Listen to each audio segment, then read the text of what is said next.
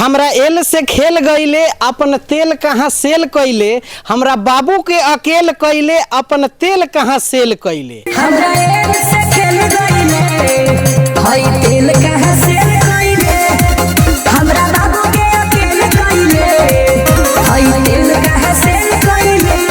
भोजपुरी के एगो कुपातर सिंगर है टुनटुन यादव। ये इतना बड़ा कुपातर है कि एल से सेल कर रहा है और एल से खेल कर रहा है, समझ रहे हो। इसके साथ में गाई है शिल्पी राज, वो भी कम नहीं है।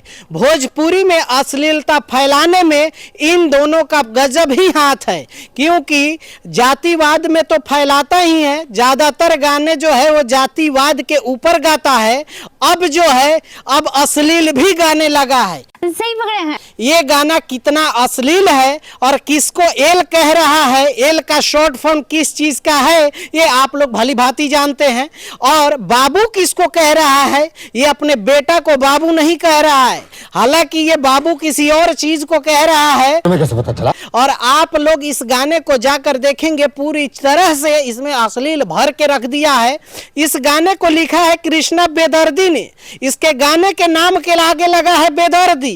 ये पूरी तरह से बेदर्दी है। अब एक उम्र जो है ना, इसका एक्सपायर होने वाला है, कब्र में पैर है, लेकिन गाने ऐसे लिख रहा है कि एल से खेल कर रहा है। गाने का जो म्यूजिक है वो आर्या शर्मा ने दिया है। सबसे खास बात है कि ये गाना जो है ना, ये बोका म्यूजिक से रिलीज किया गया है। पूरी टीम इसकी है ना वो उसी तरह से बोका है, तभी ये बोका म्यूजिक से रिलीज किया गया है। नाम भी ना काम के हिसाब से ही चुना हुआ है, बोका म्यूजिक। अब इसमें कितने लोग बोका हैं, कितने लोग बकरी हैं, ये तो पता ही चलता होगा।